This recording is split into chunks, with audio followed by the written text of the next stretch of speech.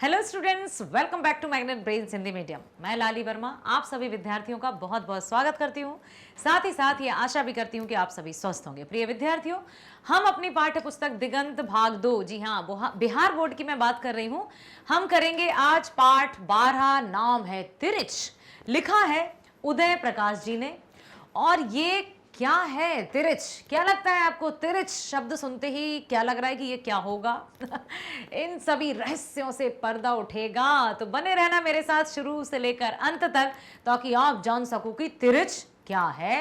क्या कोई कहानी है, कविता है, पशु है, पक्षी है, या क्या है?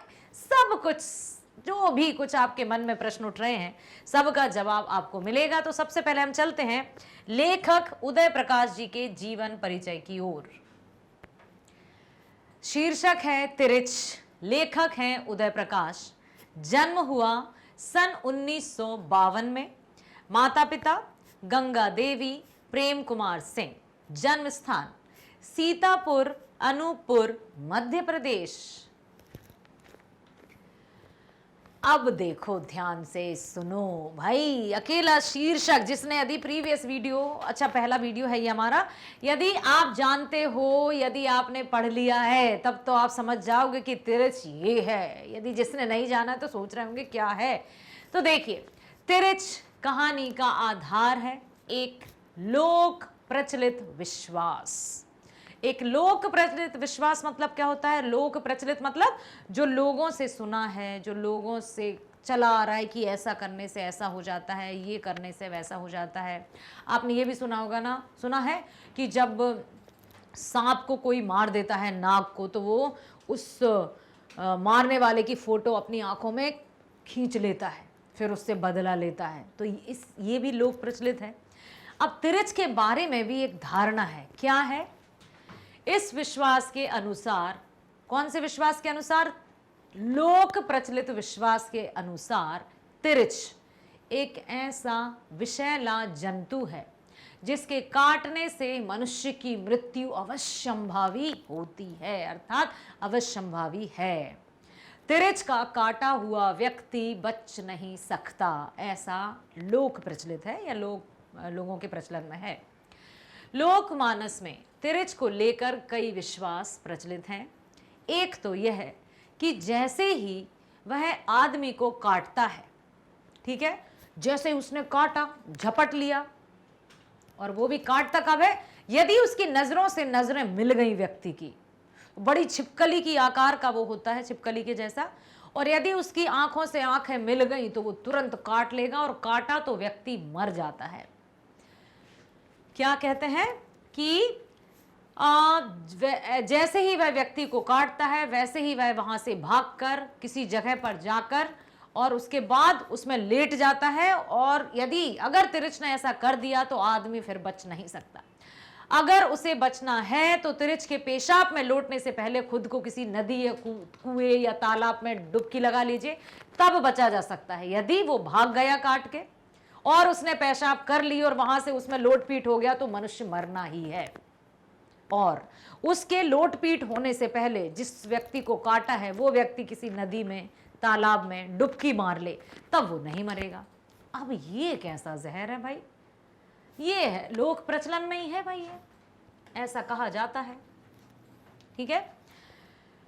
हाँ, दूसरी बात क्या है कि तिरछ काटने के लिए तभी दौड़ता है जब उससे नजर टकरा जाए।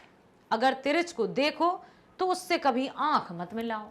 लो जी, अब दो लोक प्रचलित विश्वास हैं कि यदि तिरछ कहीं दिखे, छिपकली के आकार का बड़ा सा जंतु है, यदि तिरछ कहीं दिख जाए तो उससे आंखों से आंखें मत मिलाना, नहीं तो वो काटेगा। पहला। दूसरा कि यदि उसने काटा है और वह काट के तुरंत जाएगा, ठीक है, और उसके जाने से पहले यदि जिसको काटा है वो व्यक्ति नदी तालाब में डुबकी लगा लेगा तो वो नहीं मरेगा। यदि उसने ऐसा नहीं किया तो व्यक्ति का मरना तय है, ये कहा जाता है ऐसा, ठीक है। और क्या है भाई? बड़ा खतरनाक जंतु है। अब ये जंतु खतरनाक है या लोक प्रचलित जो धारणा है वो खतरनाक है, गलत है, ये भी समझेंगे हम। आंखें मिलते ही वह आदमी की गंध पहचान लेता है और फिर पीछे लग जाता है। जैसे ही किसी व्यक्ति की नजर उससे टकराई तो वो उसके पीछे लग जाता है, चाहे फिर व्यक्ति आकाश में जाए या पाताल में छुपे, वो उसको कहीं नहीं छोड़ता है। चाहे आदमी पूरी पृथ्वी के चक्कर क्यों ना लगा ले, तिरछ पीछे पीछे जाता है। तिरछ के विषय में एक और विश्वास का जिक्र कहानी में आता है कि बहुत से कीड़े मकोड़े और जीव जंतु चंद्रमा की रोशनी में दोबारा जी उठते हैं। ऐसा भी कहा जाता है कि जो चंद्रमा या चांदनी रात होती है उसकी रोशनी में बहुत से जीव जंतु जो मर जाते हैं ना, जिनको ऐसा लगता है मनुष्य हाँ भाई मार दिया है, लेकिन वो चांदनी की रोशनी पाते ही जी उठते हैं। चांदनी में जो ओस और शीत होती है उसमें अमृत होता है, और कई बार ऐसा देखा भी गया है कि जिस सांप को मरा हुआ समझकर रात में यूं ही फेंक दिया जाता है, उसका शरीर चांद की शीत में भीगकर दोबारा जी उठता है और वह वहां से भाग जाता है। ये तब पाया गया कि जब गांव में लोगों ने मारा किसी जीव जंतु को और उन्होंने सुबह देखा कि वो तो वहां है ही नहीं, तो ऐसा मान लिया कि चांदनी की रात में वो जीवित हो गया और वहां से उठकर भाग गया।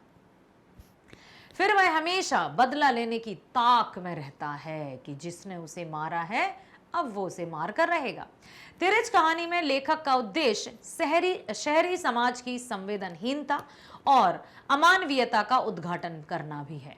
तिरछ, अब यहाँ पर देखो बेटा, तिरछ के माध्यम से लेखक का उद्देश्य शहरी समाज की संवेदनहीनता और अमानवीयता का उद्घाटन करता है। कैसे? कि ये तो तिरछ है, इसके बारे में तो प्रचलन है, प्रचलित हैं, बातें हैं, तो लोग उससे बचेंगे।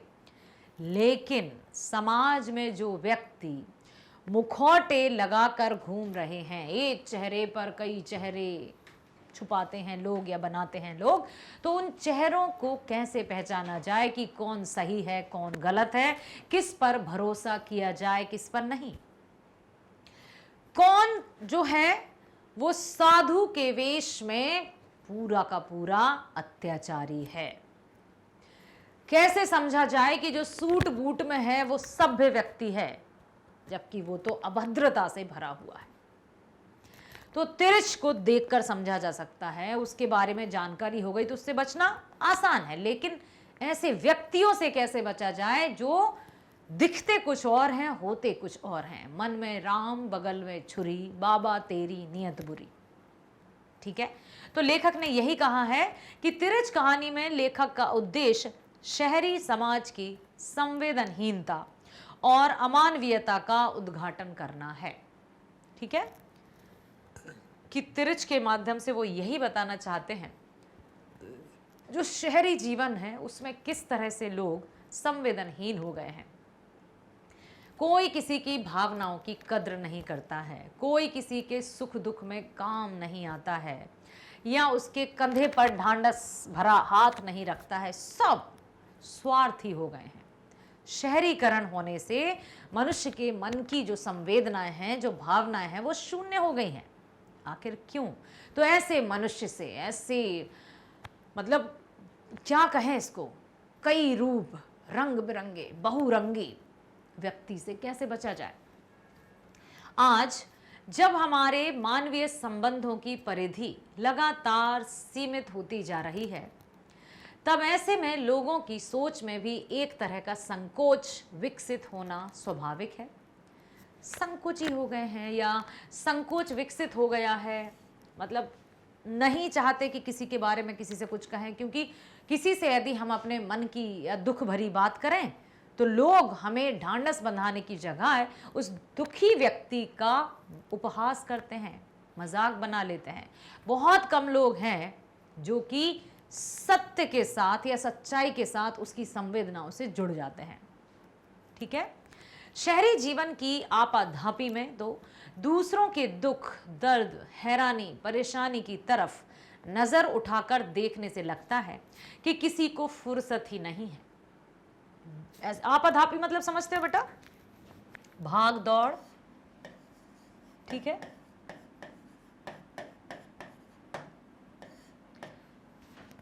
जो भाग दौड़ है, इसके तरह इस भाग दौड़ भरी जिंदगी में यदि हम किसी के काम आ रहे हैं, इसका तात्पर्य है कि हम मनुष्यता भरा जीवन जी रहे हैं। तो यहाँ पर शहरी जीवन की आपाधापी में तो दूसरों के दुख दर्द हैरानी परेशानी की तरफ नज़र उठाकर देखने से लगता है कि किसी को फुर्सत ही नहीं है। मनुष्य आत्म केंद्रित हो गया है, सेल्फ सेंटर्ड हो गया है, अपने अतिरिक्त किसी दूसरे के बारे में सोचता ही नहीं है। हम ये कह सकते हैं कि सोचता ही नहीं है या सोच नहीं पा रहा है, क्योंकि इस तरह से वो भागा जा रहा है।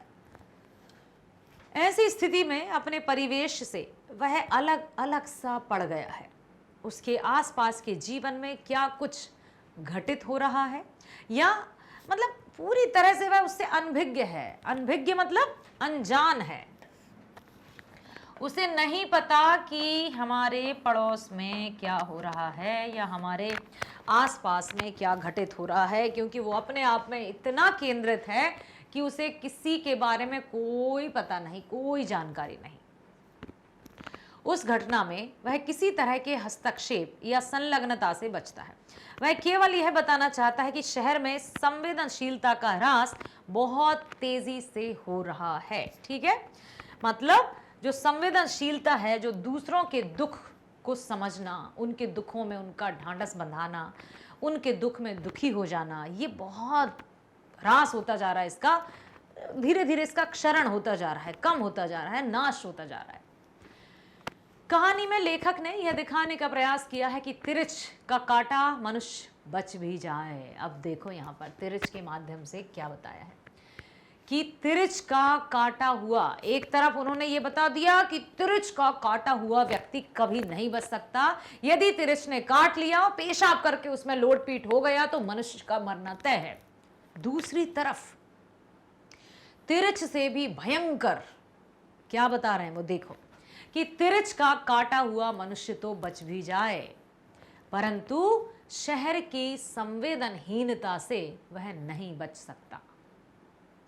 किस तरह से लोग जो गांव से या ग्रामीण जीवन जीने वाला व्यक्ति यदि कभी शहर में आ गया या नगर में आ गया, मान लीजिए कोई बीमार है, किसी ने कहा कि आप बड़े अस्पताल में इसका इलाज करवाइए, तो यहाँ अस्पताल में जाकर वो दर बदर ठोकरें खाता है, उसकी कोई सहायता नहीं करता।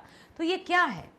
मानव मूल्यों या गिरते हुए मानव मूल्य, संवेदनहीनता का सूचक हैं ये सब। ठीक, किंतु शहर की संवेदनहीनता से वह नहीं बच सकता। वह तिरछ के जहर से ज्यादा खतरनाक और जानलेवा है। क्या? शहर की संवेदनहीनता, मतलब शहरी लोग जो हैं वो पूरी तरह से आत्म केंद्रित हैं, सिर्फ और सिर्फ अपने आप के बारे में ही सोचते हैं। अर्थात दूसरे शब्दों में हम कहें कि वे पूरी तरह से स्वार्थी हो गए हैं। दूसरों के दुख की या दुखी व्यक्ति की तरफ तो वो देखते भी नहीं हैं, उन्हें देखने का समय भी नहीं है। उन्हें लगता है कि अरे भाई हम क्या कर रहे हैं यार। ठीक है, तो गांव के सीधे सादे व्यक्ति के लिए शहर एक अबूझ पहेली जैसा है। अबूझ मतलब जिस पहेली को बूझा ना जा सके। पहले अमीर खुसरो की पहेलियां बहुत चलती थी। जब हम दूसरी तीसरी में पढ़ते थे तो बहुत सारी पहेलियां रहती थी। जैसे पहेली सुनाती हूँ, आप बताइएगा, मैं उत्तर नहीं बताऊंगी, आपको उत्तर बताना है। पूछा जाता था, धूपों में वह पैदा होवे, धूपों में वह पैदा होवे, छाँव देख मुरझावे, एरी सखी मैं तो से पूछूं, हवा लगे मर जावे। उत्तर बताइएगा। अमीर खुसरो की पहेलियां हैं और यही वो बता रहे हैं कि ये तो सीधे साधे व्यक्ति के लिए अबूझ पहेली है। इसको कैसे समझा जाए कि शहर के लोग इतने संवेदनहीन कैसे हो गए हैं। तो एक तरफ तो एक ऐसी भूल भुलैया जिससे निकलना ऐसे व्यक्ति के लिए बहुत कठिन हो जाता है। शहर में यदि कोई गांव का व्यक्ति आ गया है तो उसकी कोई सहायता करने वाला नहीं है, उसकी आवाज़ को, उसके दर्द को कोई सुनने वाला नहीं है, उसकी कराह को, ठीक है, कोई सुनने वाला नहीं है। समझने की तो बात ही अलग है। तो फिर क्या किया जाए? तिरछ में पिता को शहर इतना आतंकित करता है कि वे शहर जाने से बार बार कतराते हैं कि नहीं जाना शहर, क्योंकि शहर के लोग ऐसे हो गए हैं कि वो किसी के ना तो दुख में दुखी होते हैं और ना ही मतलब किसी भी तरह से शामिल ही नहीं होना चाहते हैं और ना जाने के बहाने ढूंढते हैं। जैसे तिरछ के जहर की व्याप्ति पूरे शरीर में हो जाती है और व्यक्ति मृत्यु को प्राप्त हो जाता है, उसी तरह शहर आधुनिकता के विभिन्न उपकरणों के माध्यम से अपने आप तक सीमित न रहकर संपूर्ण व्यक्ति की ओर बढ़ रहा है। समझ में आया क्यों हो रहा है ऐसा? इस कहानी के माध्यम से लेखक परंपरा और आधुनिकता, पुराने और नए मूल्य बोध को चित्रित करना चाहता है कि किस तरह से पहले जब व्यक्ति आपस में मिलजुल कर रहा करते थे, आंगन हुआ करता था, एक दूसरे की जो दीवारें हैं वो एक दूसरे से मिली रहती थी, और पड़ोस कल्चर जैसे अब तो वंचित हो गया है, सब कुछ फ्लैट्स में हो गया ना सब कुछ। ठीक है, तो लोक प्रचलित विश्वास से लिया गया तिरछ का प्रतीक कितना प्रासंगिक है, इसका अनुमान इसी से लगाया जा सकता है कि इसका अनुमान इसी से लगाया जा सकता है कि आधुनिकीकरण और नगरीकरण ने पुराने जीवन मूल्यों को ग्रस लिया है, पूरी तरह से खा लिया है। वे मूल्य जो नितांत मानवीय प्रकृति थे, हमारे जीवन के लिए मूल्यवान, सारगर्भित और अनिवार्य थे, इनके स्थान पर अनेक विकृतियां व्याप्त हो गई हैं, जिनसे समूचा मानवीय अस्तित्व खतरे में पड़ गया है। यह तिरछ के जहर की भांति समाज में फैल रहा है, जिसका परिणाम निश्चित रूप से भयंकर होगा। तिरछ कहानी में इसे प्रतीकात्मक ढंग से दिखाने की कोशिश की गई है कि तिरछ इतना खतरनाक है कि उसका काटा हुआ मनुष्य बच ही नहीं सकता, और उससे भी खतरनाक शहरी जीवन को लेखक ने बताया है। ठीक है, चल। तिरछ कहानी का पिता दूषित शहरी वातावरण। अब आप देखो यहां पर शहरी वातावरण को दूषित कहा है। दूषित मतलब गंदा। क्यों कहा है? क्योंकि वहां के लोग संवेदनशील नहीं होते, मतलब वहां संवेदन शून्य है। तो तिरछ कहानी का पिता दूषित शहरी वातावरण में विभिन्न कार्यालयों, बैंकों आदि के अनेक चक्कर लगाते हुए अत्यंत सांकेतिक ढंग से सामाजिक विकृतियों और विडंबनाओं का उद्घाटन करता है, और इसलिए वो बिल्कुल शहर जाने से कतराता है। कहानी शहरों में रहने वालों की इस दूषित, अब एक और बात मैं आपको बताना चाहती हूं कि दूर से देखने पर लगता है कि शहरी जीवन दूषित है, शहर के लोग स्वार्थी हैं, मतलबी हैं, आत्म केंद्रित हैं, लेकिन यदि उनकी दृष्टि से देखा जाए तो ये नहीं लगेगा ऐसा कि क्या करें। उनके जीवन में व्यस्तता, उनकी मजबूरी कह लीजिए, उनकी जिम्मेदारियों को निभाने का एक सबसे बड़ा है कि भाई उन्हें जिम्मेदारियां निभाना, और जिम्मेदारियां सिर्फ बैठकर तो नहीं निभाई जा सकती, उनको कर्म करना होगा, उनको हमेशा भाग दौड़ या आपाधापी में लगे रहना पड़ेगा। कोई जानबूझकर या खुशी से तो यहां वहां नहीं भागता रहता ना, उसकी व्यस्तता है, उसकी मजबूरी है। दोनों पक्ष हैं यहाँ पर कि यदि कोई दूसरी नजरिए से देखे, गांव के नजरिए से देखे तो शहर के लोग मतलबी, लेकिन शहरी नजरिए से देखे तो वो यही कहेगा हम मतलबी नहीं है भाई, हम भी इंसान हैं, लेकिन क्या करें, हमारी पूरी बात तो सुनो। जब पूरी बात यदि उसकी सुनी जाएगी तो सामने वाला भी कहेगा हाँ भाई तुम सही कहते हो यार, हम तुम्हें गलत समझते थे। तो ये है कि कैसे हम एक दूसरे को समझें, कैसे किसी की सहायता करें। कहानी शहरों में रहने वालों की इस दूषित, अमानवीय, संवेदना शून्य मानसिकता का चित्रण छोटे छोटे प्रसंगों द्वारा करती है। बैंक, अदालत, पुलिस, मोहल्ले के पढ़े लिखे लोग, शरारती बच्चों द्वारा पिता को पागल समझकर उसे ईंट पत्थरों से मारना। अब ये शरारती बच्चे केवल शहर में ही तो नहीं होते, शरारती बच्चे तो गांव में भी होते हैं। ठीक है, उसका शरीर जख्मी होने पर भी उसको अस्पताल ना ले जाना अमानवीयता को दर्शाता है कि देख रहे हैं कि वो किस तरह से चोटें खा रहा है, उसके बाद भी उसको कोई अस्पताल नहीं पहुंचा रहा है।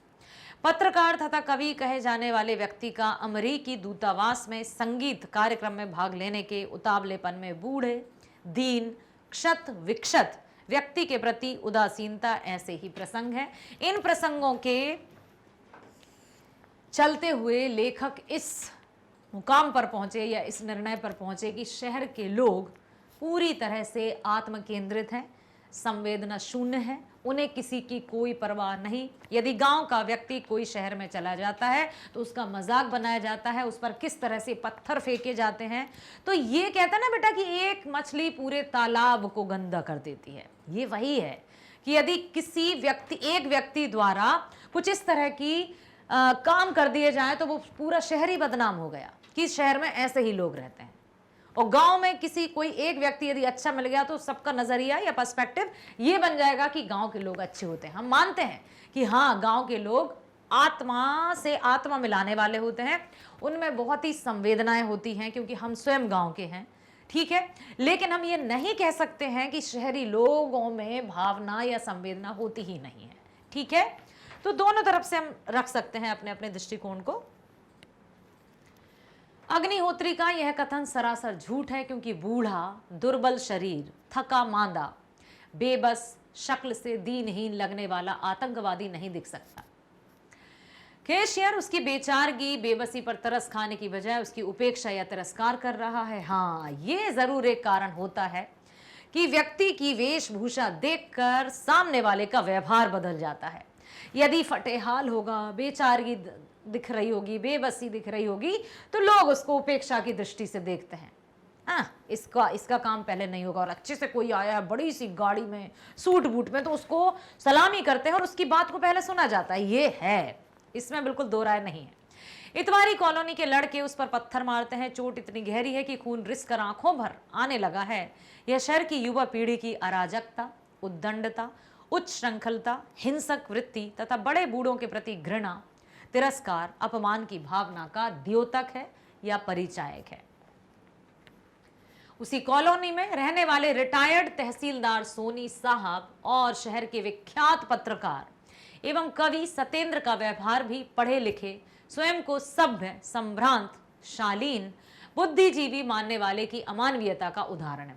अब यहाँ पर ये भी बिल्कुल ये बात सही है कि बहुत से लोग क्या कहते हैं कि भाई हम शिक्षा है, पढ़ लेंगे, समझदार हो जाएंगे, बड़े ओहदे पर चले जाएंगे, तो वो जो पढ़ लिख जाता है या जो शिक्षित हो जाता है या जिसने किताबी ज्ञान प्राप्त कर लिया है वो सभ्य है, ऐसा माना जाता है। लेकिन मैं एक प्रश्न आपसे करना चाहूंगी कि क्या सिर्फ किताबी ज्ञान के माध्यम से ही व्यक्ति सभ्य बन जाता है, या शिक्षित व्यक्ति किसे कहते हैं आप बताइए? Who is an educated person? एक एजुकेटेड पर्सन या एक शिक्षित व्यक्ति वह कहलाता है जो सबकी संवेदनाओं को समझे, सभी के साथ आदर सम्मान भरा व्यवहार करे। वो ये देखकर नहीं कि ये मजदूर है या ये अफसर है तो इसके साथ इस तरह का। आप मुन्ना भाई MBBS एक मूवी थी, संजय दत्त अभिनेता हैं जिन्होंने कार्य किया था, उसमें एक झाड़ू पोछा लगाने वाला एक सीन याद है मुझे कि किस तरह से लोग चले जाते हैं, बार बार वो पोछा लगाते हैं, जैसे ही संजय दत्त जी आते हैं तो वहां पर और जादू की झप्पी दे देते हैं। तो एक वो ही है कि हमें किसी के साथ पक्षपात नहीं करना है, किसी का अमीरी गरीबी के हिसाब से किसी के साथ व्यवहार में भेद नहीं करना है। अर्थात एक शिक्षित व्यक्ति सबके साथ बहुत अच्छे से व्यवहार करता है, ठीक है। तो यहां पर ये उदाहरण देखने को मिले। साथ ही साथ किसी असहाय बूढ़े दीनहीन के प्राणों को बचाना उनके लिए कोई महत्व नहीं रखता। उनमें ना कवि हृदय की संवेदनशीलता है और ना ही पत्रकार होने का दायित्व या कर्तव्य निष्ठा ही दिखाते हैं, जो कि स्वयं को कवि, रचनाकार, पत्रकार कहते हैं। मतलब इनसे पढ़ा लिखा व्यक्ति किसको माना जाएगा, लेकिन फिर भी वो एक बुजुर्ग व्यक्ति के प्रति संवेदना नहीं दिखाते हैं। लगता है कि उनके शरीर में हृदय जैसी वस्तु ही नहीं। सिर चढ़ रही पाया ना हृदय वाली पंक्ति उन पर चरितार्थ होती है, ठीक है। और क्या दिया है? शहर के लोग इतने व्यस्त, आत्म केंद्रित तथा भाग दौड़ की जिंदगी में लिप्त हैं कि कोई भी राहगीर बूढ़े पिता द्वारा अदालत का पता पूछने पर या तो चुप रहकर तेजी से आगे निकल जाते हैं या हड़बड़ी में कुछ बताते भी तो इस प्रकार की उनकी बातों को समझना पिता के लिए मुश्किल हो जाता है। यहाँ पर लेखक ने अपने अनुभवों को साझा किया है, अपने पिता के अनुभवों को साझा किया है कि किस तरह से वो शहरी जीवन से बचते हैं या शहरों में जाने से कतराते हैं, क्योंकि किसी से यदि कोई पता भी पूछे तो वो पता भी सही से नहीं बताता है, या तो कौन बोले। मतलब ये क्या, मतलब ग्रामीण जीवन के प्रति उनके मन में उपेक्षा की भावना है। कद काठी, हुलिया, रहन सहन देखकर व्यवहार में परिवर्तन आ जाता है, ये गलत है। होटल में काम करने वाला नौकर उनके पानी मांगने पर उन्हें गालियां देता है। इतने सारे उदाहरण होने के साथ या होने के बाद उन्होंने ये तय किया कि शहरी जीवन एकदम दूषित है। ठीक है, दुत्कार कर अपना रास्ता देखने की झिड़की देता है। ये सब तो खैर अपरिचित थे।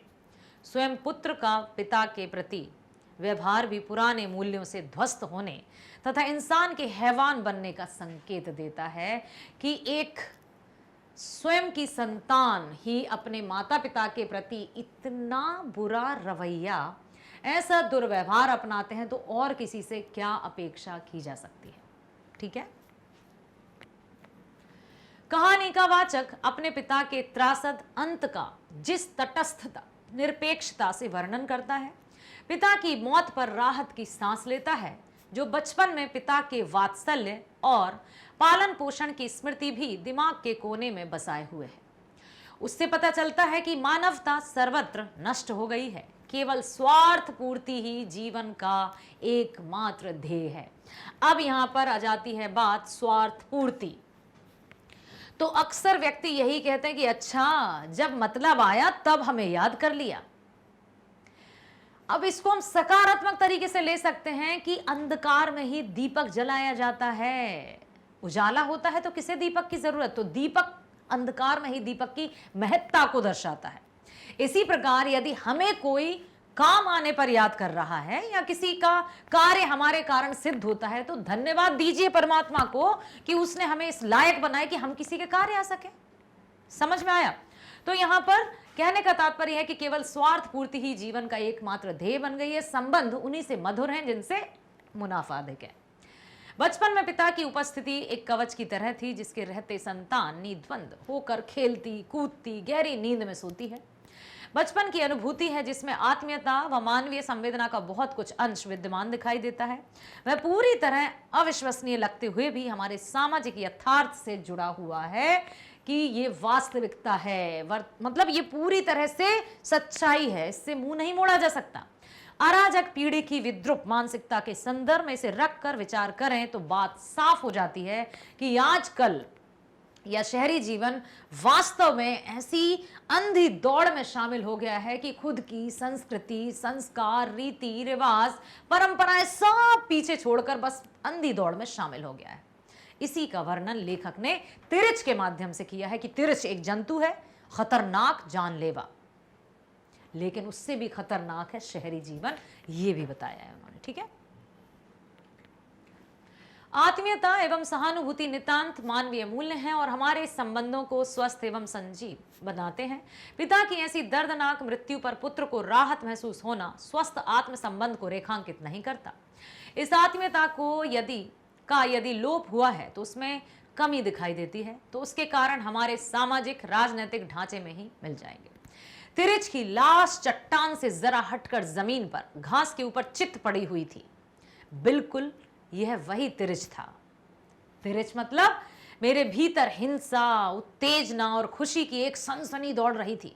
कहानी में तिरछ आतंक का पर्याय बनकर उभरा है। आतंक मतलब जिससे डरता है कि भाई हमें नहीं जाना। जैसे यहाँ पर पिता शहर जाना नहीं चाहते क्योंकि उन्हें शहर बड़ा खतरनाक लगता है, दूषित लगता है। ठीक उसी तरह तिरछ से सब डरते हैं, भयंकरता से। ठीक है, तो आतंक का पर्याय बनकर उभरा है। यह आतंक शहरी आधुनिकता एवं जीवन दृष्टि का हो सकता है, ना केवल तिरछ बल्कि शहरी आधुनिकता जीवन दृष्टि का हो सकता है और सत्ता की निरंकुशता का भी। इस कहानी के कई पाठ किए जा सकते हैं और ये अपना अलग अलग अर्थ संकेत छोड़ते हैं कि किस तरह से लेखक ने यहाँ पर समझाने का प्रयास किया है कि मानव हैं तो मानवता का होना जरूरी है। मन में दया, करुणा, ममता, परोपकार, मधुर व्यवहार, ये सभी बातों का होना नितांत आवश्यक है, तभी हम मनुष्य कहलाते हैं। सिर्फ डील डॉल से हम ऐसे हैं तो हम मनुष्य हो गए और अमानवीय कार्य कर रहे हैं, पाशविक प्रवृत्ति अपना रहे हैं, तो फिर कैसे मनुष्य कहला सकते हैं। ठीक है, कहानी को अच्छी तरह समझने के लिए इसकी पाठ प्रक्रिया के स्तरों की पहचान आवश्यक है। इसी अन्वेषण में इसके यथार्थ की प्रासंगिकता निहित है कि वास्तव में है क्या।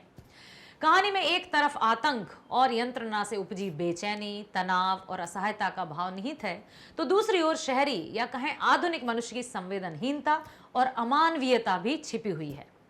आधुनिकता का सबसे ज्यादा प्रभाव शहरों पर पड़ा है और मूल्यों का संक्रमण भी यही सर्वाधिक दृष्टिगोचर होता है। मूल्यों का संक्रमण मतलब मूल्य क्या है? Values, moral values. कौन सी? दया, करुणा, ममता, रिस्पेक्ट, आदर, सम्मान, ये सब मूल्य हैं बेटा।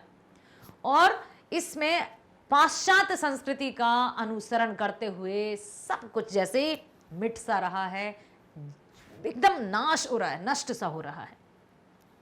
परंपरा और आधुनिकता अथवा पुराने और नए द्वंद्व से जहां नवीन भावबोध का सृजन हुआ, वहीं कुछ विकृतियों ने भी जन्म लिया। ये विकृतियां मूलतः और सापेक्षित रूप से मानव के विरोधी थी। मानव विरोधी मतलब मानव है तो मानवीयता का होना जरूरी है, परंतु ये नहीं है। समाज की आधारभूत इकाई परिवार को ही देखें तो संयुक्त परिवारों में टूटने आधुनिक जीवन स्थितियों का परिणाम या अनिवार्यता तो है, किंतु इससे मानवीय संबंध को तो आघात लगा, उसकी क्षतिपूर्ति के लिए कोई विकल्प हमारे सामने मौजूद नहीं है। पहले संयुक्त परिवार होते थे, सब मिलजुल कर रहते थे, एक मुखिया होता था और वही अपने परिवार का अच्छे से संचालन करता था, बहुत अच्छे से चलाता था। लेकिन वो संयुक्त परिवार एकल परिवारों में विभाजित हुए और अब वो एकल परिवार भी सुखी नहीं रह पाते हैं। खचड़ पचड़ छपड़ ये सब लगा रहता है। आखिर ये क्या है? किसका प्रभाव है? पाश्चात्य संस्कृति का या बदलते जीवन मूल्यों का? तो इसका समाधान भी हमें ही ढूंढना होगा। हमें हमारे जीवन में कभी ये नहीं भूलना है कि हम जमीन से जुड़े व्यक्ति हैं। परमात्मा ने हमें मनुष्य रूप दिया है तो हमें बहुत अच्छे से अपने जीवन को जीना होगा मनुष्यता के साथ। ठीक है बेटा? आशा करती हूं तिरछ कहानी के माध्यम से आप तिरछ की भयंकरता को समझे होंगे। साथ ही साथ समाज में या शहरों में लेखक ने जिस तरह के अमानवीय व्यवहारों की बात की है उनको भी आप जान गए होंगे। तो हमें किस तरह से अपना व्यवहार मधुर रखना चाहिए, सबके प्रति संवेदनशील रहना चाहिए और किस तरह से हम हर एक की सहायता के लिए तत्पर रहें और साथ ही साथ अपने कार्यों में भी मग्न रहें। चलिए तो मिलते हैं नेक्स्ट वीडियो में, करेंगे इसी पाठ के Bihar board solution. Bye, thank you so much.